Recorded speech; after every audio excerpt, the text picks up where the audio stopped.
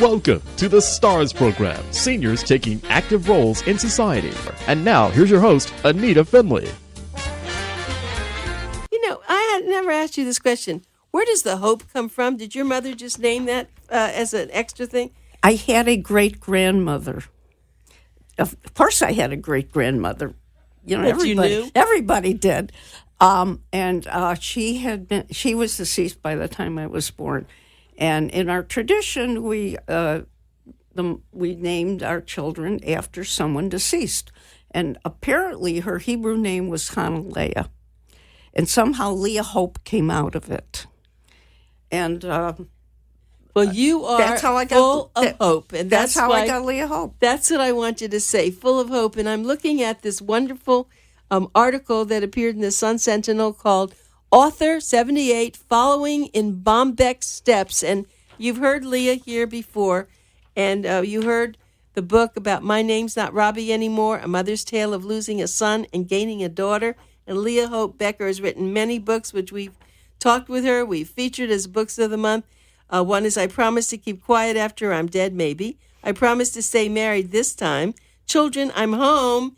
And then, of course, the latest, which is, it's actually amazing that you had this in your mind before you even knew Bruce Jenner, what he did. I had heard the name, and if you'd have sent me on a quiz show, I probably would have blanked out. But, I mean, the name is, it's a familiar name. And then, of course, I started writing it because I wanted to write about a family where the clash of generations was something where you take the older generation and the modern thinking, put them together, and that's how that idea, and go to an extreme. Well, what was an extreme? Well, now, apparently people can learn that their internal genetic system is functioning such that their gender is skewed. And that's how that book arose. And then, of course, came the Jenner. Yeah, and I know when Leah and I have been friends, and of course we met through coming on the radio and writing reviews, but she's an extraordinary woman. She's different. She's fun. And now she has something else she's working on. I think she realizes that she is a comedic writer, period. Like, whether you're like Bombeck or not, I don't know, because I think this sounds crazy. I don't think Bombeck was that great, even though she has a lot of fame. That's not a person that I would have jumped to. I don't know why I say that, because your books are more full. And I don't know what that really means to you. Bombeck wrote as a person of her time, and she was at the top. She was at the top of that genre. And I'm not. I got to tell you something. Amazon doesn't even have, when you go to their basic site, when you go to their genres, they don't even have a site called. It's called. Comic and graphic novels, but they don't have that kind. Like if they had to classify Bombeck's books, where would they put it? Would they put it with humor? Well, that's a subhead of a subhead. So I'm writing in a genre that is kind of, it either faded or it's coming back, and I don't know where it is, but I'm writing that. Well, the reason is because when I get into your books, there's a lot of psychology in your books. It isn't just, it's humor in a sense, but there's a lot going on between the lines. Well, I'd like to think that I could have been a psychologist. I could have been I got a lot of could have beens. I could have been a sports announcer. I could have been an astronomer. But instead, I became an accountant. Well, I became CPA. A tax attorney. I became a tax attorney. Tax attorney, which is so strange when I start reading your books. So, for people who are sitting out there, if you have not gotten any of Leah Hope Becker's books, you're really missing out, and you should do that. They can go to Amazon and get them. Okay. And so you're going to want to look for it. But the latest one, My Name's Not Robbie Anymore, Mother's Tale of Losing a Son and Gaining a Daughter. How do people...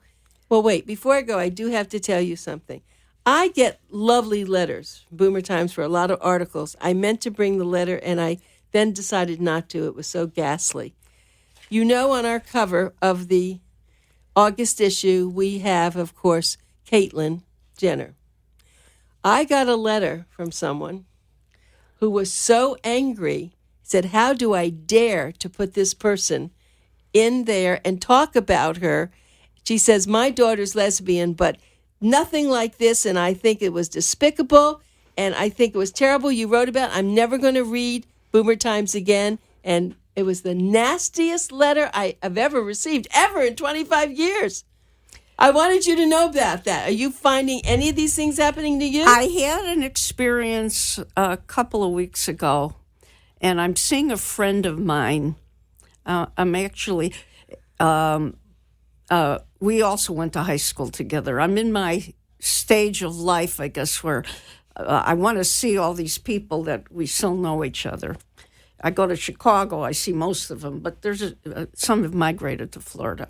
And she said, be sure to bring your book. I want to buy your book. I know that I always have copies of all my books with me. They're in the trunk of my car.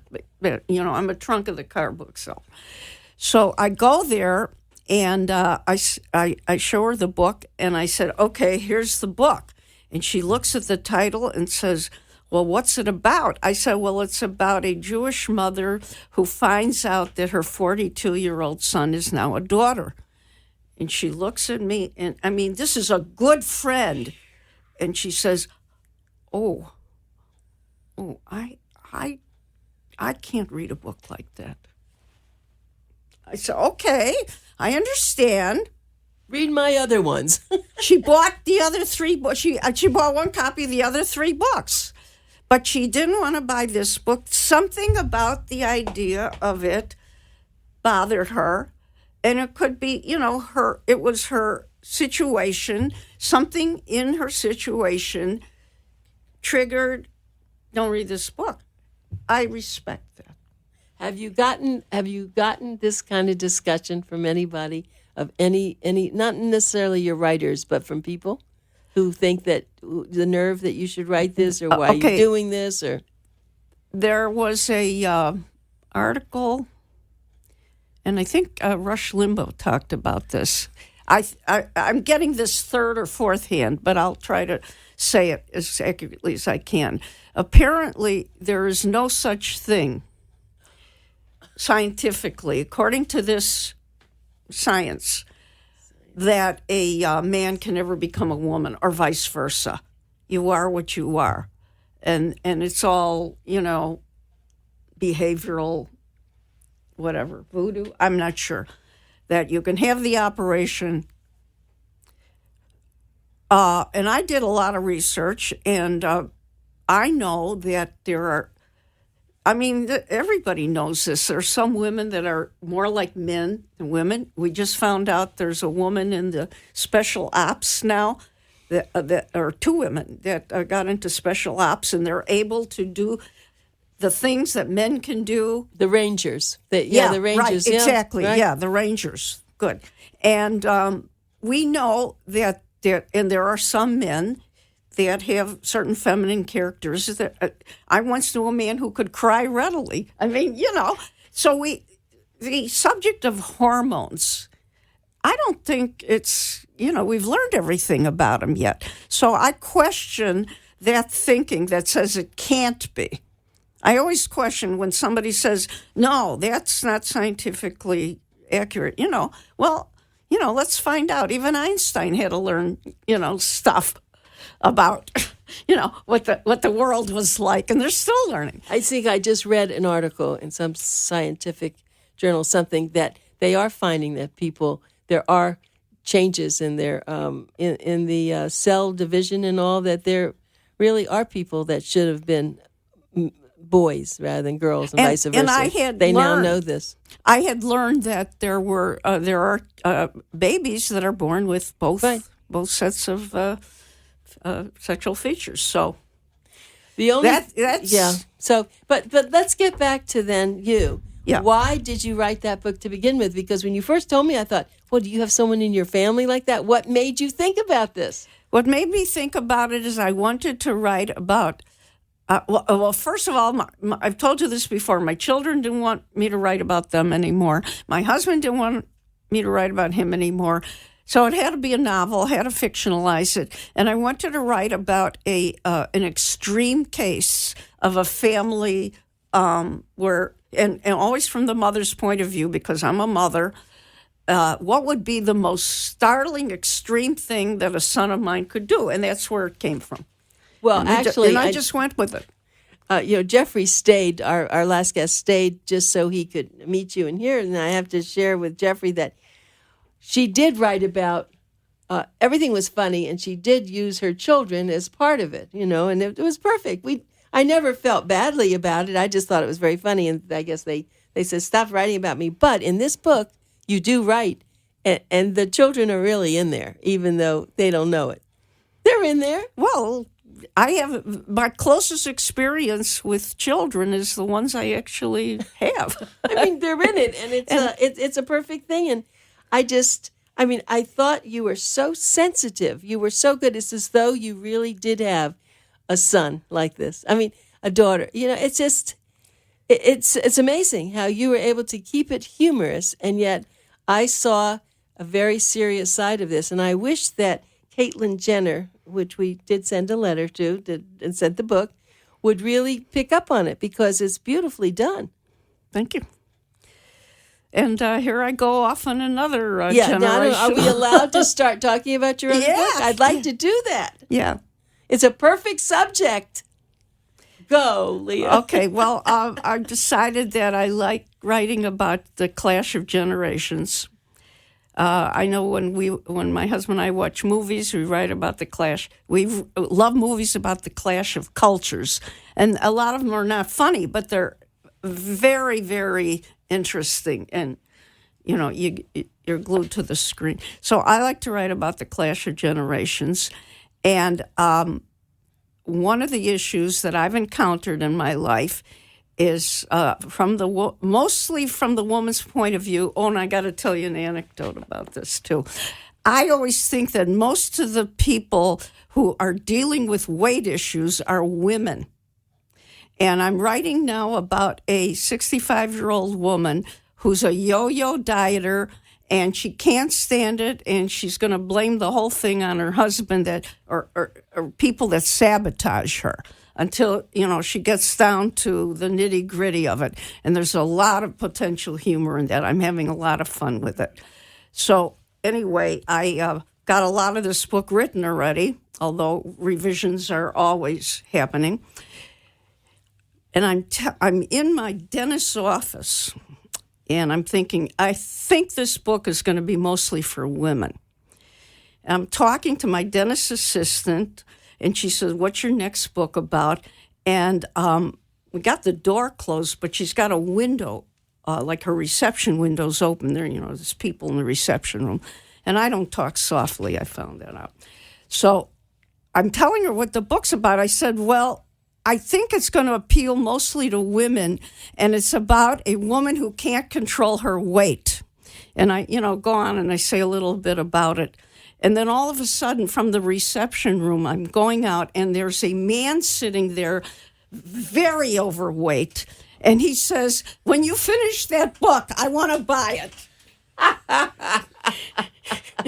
That's true. I mean, the other day I was at the theater, and I'm in my seat, and this man sitting next to me, and he's coming into my seat with his body, it's like, and then on the plane, we see this, and I think they're mostly men that I've been noticing that way. But yes, we do see a lot of overweight men. So it's not just women, but maybe it's because men don't talk about it. They just, and I don't know how they can get their pants on. As women, we can do loose clothing, but a man has to wear pants, and it has to really show his body.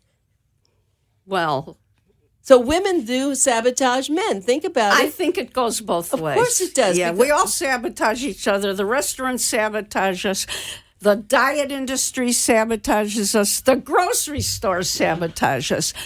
If we don't hold on to our sanity, there might be a very good excuse for it. It's easy to blame somebody else, but basically it all comes down to moi. Well, Jeffrey's sitting here, and I have to just do this. You're very thin. I noticed that when you come in. Are you just a very disciplined person, or do you exercise so much? How do you stay like this? I exercise. Does exercise coming into your book? Yes. And I know I have a funny passage in there about exercise. And I'm not going to go into it too much because, like I say, there's still revision. But there is an activity that she gets into, and she thinks, my God, this is the first time in my life. I'm doing something I like, and it might be exercise. Could it be Zumba? Go ahead. Well, I don't want to say too much about it now, but it's an activity she gets into. And this is during a period where there's a separation between the husband and the wife. So she gets into this activity and she actually finds herself that there's other facets to her other than being a good cook and a good receptionist in the house, and a good, all the roles that have been put on her, that she's got other attributes. And she needs that independence because the concept of being just a homemaker is still very valid today, but there's no such thing as just a homemaker, especially in this story.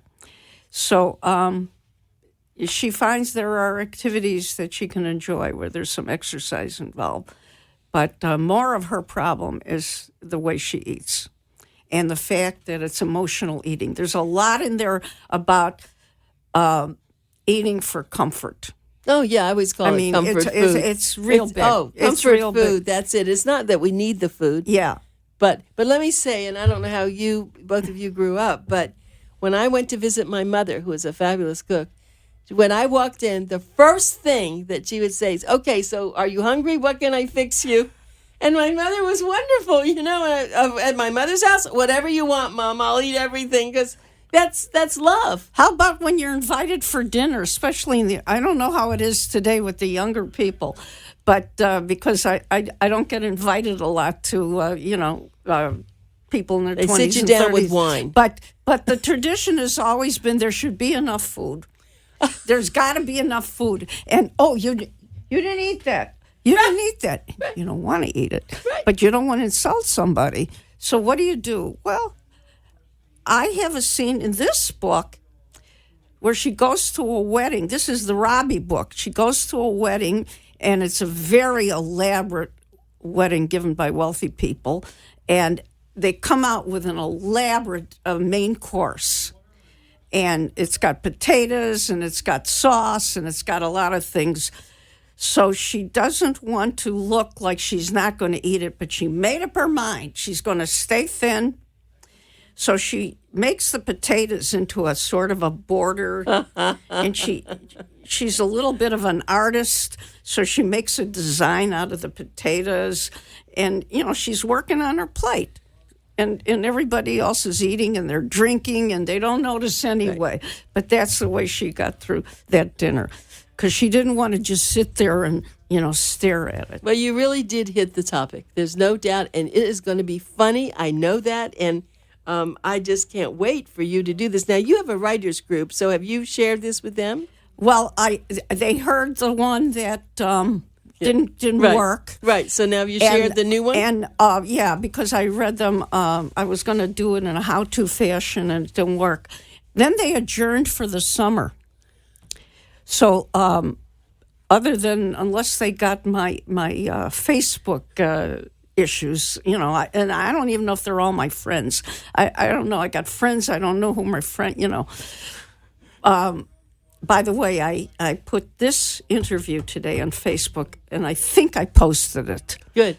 But I'm getting Facebook lessons, so good. I hope we'll find out if it worked. But anyway, so they really don't know much about this new story. Well, you hit it. In my opinion, now it's going to be interesting to give this to your husband to do the cover. Yeah, so, but there's another piece of it, and I got to tell you. And that he said, well, if you're doing a story about that subject, what about your own diet? Of course. So here's the project. Then right now, here's the dagger in the heart. Right? Okay, here's the punchline. If you're going to do a story about what are you going to do for yourself? I said, I'm going to lose weight. He said, how much are you going to lose? Oh, see? So I say, well, I really should lose about 25 pounds. So he says, good, I'll draw the cover. Weigh yourself now, and then we'll weigh yourself, and I'll draw the cover. And some people, I told this to some people, and they think, how can you live with a husband that gives you ultimatums like that? I say, I work very well with ultimatums, and I think a lot of marriages work with ultimatums. When you think about them, maybe some of them are very small ultimatums, like, I'm not going out to dinner if we're going there. Those are ultimatums. So this is a big ultimatum. It is a big ultimatum. So my project is, now I have actually lost about 11 pounds so far. Congratulations. Thank you. But it's very slow. It is so slow that I stopped measuring it in pounds. I started measuring it in ounces. And then you get now that's another good one, right? I love that. No. After a while, even the ounces get unmeasurable. I am now working in molecules. Well, I have to say, I didn't say this to you when you walked in, but you did look thinner. Maybe in your face. I didn't notice. I mean, I thought you did, but who knows? It's a very slow. But I love that. I don't like ounces. crash dieting. I do ounces instead. Yeah. But it's funny. What is it that attracts people's attention, whether it's in magazines or newspapers? It's about losing weight. That's one of the. Go look in the when you walk in the Publix and you go and you look in all the magazines. It's how to lose weight, how to do this. That's the whole thing. So it's really, of course, when you walk into Victoria's Secret, you wish you had lost the weight because you can't wear any of those things, right? My husband, when we're in a mall together and we're passing Victoria's Secret, I know where his head's going to turn. I didn't even know that I hit it. It's like, okay, yeah, okay. And he's got a fascination with Tom Brady because apparently Tom Brady's married to a Victoria's Secret model. Yeah. It doesn't matter what happens to Tom Brady, whether he inflated or deflated the football. He's married to a Victoria's Secret model, and they're going to live happily for many, many years. I'm sure she's going to model Granny Victoria's Secret bras one day.